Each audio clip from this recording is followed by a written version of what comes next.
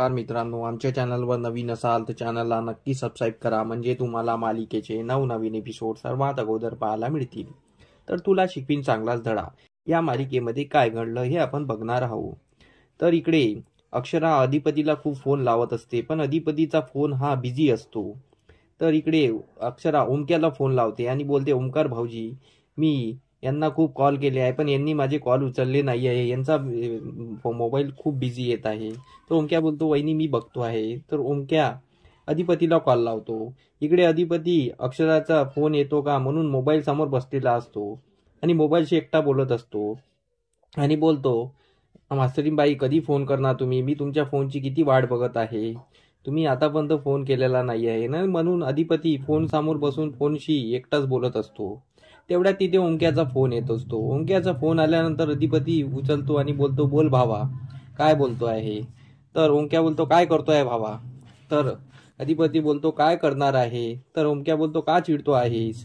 अधिपती बोलतो, काय तू असं काय विचारतो आहेस.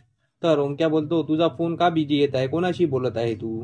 अधिपती बोलतो, मी कोणाशी बोलत नाही आहे, मी बसलो आहे मोबाईल समोर आणि मास्तरीबाईच्या फोनची वाट बघत आहे, त्यांचा फोन आलेला नाही आहे. तर ओमक्या बोलतो, मी त्याचसाठी तुला फोन केला आहे की वहिनी तुला कितीदा कॉल करत आहे पण तू कॉल उचलत नाही आहे, तुझा फोन एनी टाइम बिझी येत आहे. तर अधिपती बोलतो की माझा फोन बिझी म्हणजे मी फोन समोर कोणासोबत बोलत नाही आहे, मी फोनचीच वाट बघत आहे, फोन माझ्या समोर आहे आणि मी त्यांचाच फोनची वाट बघत आहे. तर ओमक्या आणि अधिपतीमध्ये संभाषण होते. तर अधिपती बोलतो की माझा फोन तर बिझी नाही आहे, मग त्या कोणाला फोन करत आहे. तर ओंक्या बोलतो, त्या तुलाच फोन करताय भावा, मला त्यांनी त्यासाठी फोन केला होता की तुम्ही त्यांना फोन करा आणि सांगा की मी फोन करत आहे, फोनची वाट बघत आहे, खूप फोन केले पण त्यांचा फोन बिझी येत आहे, ते फोन रिटर्न पण करत नाही आहे, म्हणून मी तुला फोन करून सांगितलं. तर अधिपती बोलतो, ठीक आहे भावा, तू म्हणतोय ते बरोबर आहे. तर त्यांनी मला फोन केला म्हणजे आपला जीव भांड्यात पडला, म्हणजे त्यांनी फोन करण्याचं ट्राय तरी केलं. तर अधिपती ओंक्याचा फोन ठेवतो. ओंक्या बोलतो, ठीक आहे. तर ओंक्या फोन ठेवल्यानंतर अधिपती स्वतःशी बोलत असतो आणि थोडा खुश होतो की मास्तरीबाईंनी त्याला कॉल केलेला आहे.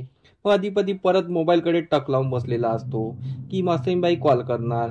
इकडे अक्षरा मोबाईलकडे टक लावून बसलेली असते की अधिपती कॉल करणार, पण दोघंही एकमेकाला काही कॉल करत नाही. अधिपती बोलतो की संयम बाळगला पाहिजे, मास्तरीबाईंनी सांगितलं आहे की संयम बाळगणं खूप गरजेचं आहे, म्हणून आपण संयम बाळगावा आणि त्यांची वाट बघावी. तर इकडे अक्षरा पण वाट बघत असते. तर इकडे भुवनेश्वरी आणि दुर्गी रूम मध्ये असतात. तेवढ्यात तिथे आजी येते. आजीशी सर्व बोलत असतात. तर दुर्गी बोलते की आजी, ते मास्तरीबाई किती आटल्या गाठीची आहे ग, अशी तशी ती अक्षराबद्दल बोलत असते. तर आजी चिडून बोलतात, तू काय बोलते आहे, तुला काही कळतं आहे का, नेहमी काही जे मनात आलं ते तोंडात बोलते आहे. अक्षरासारखी एवढी चांगली मुलगी कुठेच भेटणार नाही आहे. ती आपली शाळा आणि आपलं घर आणि आपली मुलं एवढंच बघत असते आणि ती लवकरात लवकर घरात यावी याची कृपा करावी आणि तू तिच्याबद्दल वाईट वाईट विचार करत असते. तर दुर्गी आणि आजीमध्ये वाद होतात. तर भुवी मधात बोलते, आई तू काय बोलती आहे, तुला कळती आहे का. आणि ती दुर्गी माझ्यासाठीच बोलत आहे, माझ्यासाठी तिला खूप हे वाटत आहे आणि खूप हेवा वाटत आहे माझा, म्हणून ती माझ्याकडून बोलती आहे. पण तू आपला एक निर्णय घे, तू एक तर अक्षराकडून बोल नाही तर माझ्याकडून बोल, दोन्ही तबल्यावर हात ठेवू नको. तर आजी बघत असते. तर आजी बोलते, अगं भुवी, ती अक्षरा खूप छान आहे आणि तिला घरात येऊ दे. तर भिवी बोलतो, नाही, आणि आम्ही जे केलं आहे ते करणार आहे. आमचं कसं आहे, ज्यांनी आम्हाला प्रेम दिलं त्याला आम्ही प्रेम देतो, ज्यांनी आम्हाला पैसे दिले आम्ही त्याला पैसे देतो, ज्यांनी आम्हाला अजून काही दिलं त्याला आम्ही आम्ही ते काही देतो. पण यांनी तर आमचं लग्न मोडलं आहे तर मग आम्ही पण त्यांचं लग्न मोडणार, अशी भुवीची जिद्द असते. तर आजी हे ऐकल्यानंतर आजीला टेन्शन येतं, पण इकडे दुर्गीला खूप खुशी होते. इकडे अक्षरा घरी रडत बसली असते. तेवढ्यात तिची आई येते.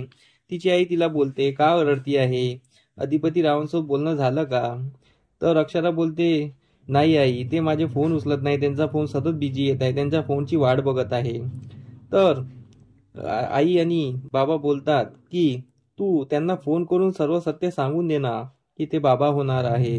तर अक्षर बोलते नाही, मी हे फोनवर सांगणार नाही. उद्या शाळा संपली की मी डायरेक्ट थेट फॅक्टरीमध्ये जाणार आणि फॅक्टरीमध्ये जाऊन जे काही आहे त्यांना सत्य सांगणार. तर हे जेव्हा अक्षरा बोलते तेव्हा अक्षराच्या आईच्या चेहऱ्यावर हसू येतं आणि अक्षराची आई खुश होते की आता सर्व मार्गी लागणार. इकडे अक्षरा विचार करते की मी त्यांना सर्व खरं सांगून टाकणार आणि जे काही आहे ते सर्व मिटवून टाकणार.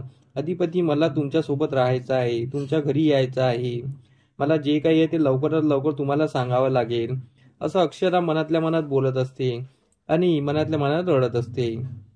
तर इकडे अधिपती पण विचार करत असतो आणि अक्षराच्या फोनची वाट बघत असतो. इकडे भुवी, आजी आणि दुर्गी त्याबद्दल वाद करत असतात. आजीला भुवीचं पटलेलं नसतं, पण ती भुवी तिची मुलगी आहे म्हणून तिला भुवीची पण बाजू घ्यावी लागते. पण ती अक्षराची बाजू सर्वात स्ट्रॉंग असते तिची. इकडे चारुवास पण विचारात बसलेले असतात. असाच काहीसा एपिसोड आपल्याला पाहायला मिळणार आहे. तर तुम्हाला काय वाटते या एपिसोड बघून, की अक्षराने घरी जावं की भुवनेश्वरीला त्या घरातून काढावं आणि अक्षरा ज्या मुलाला जन्म देणार आहे त्याला त्या अधिपतीला सांगावं का, यासाठी आम्हाला कमेंट करून नक्की सांगा. धन्यवाद. जर तुम्हाला व्हिडिओ चांगला वाटला असेल तर लाईक करा. धन्यवाद. आमचा एपिसोड तुम्हाला कसा वाटला हे आम्हाला कमेंट करून नक्की सांगा. आम्ही तुमच्यासाठी नवनवीन एपिसोड घेऊन येत राहू. त्यासाठी आमच्या व्हिडिओला बघत राहा. धन्यवाद.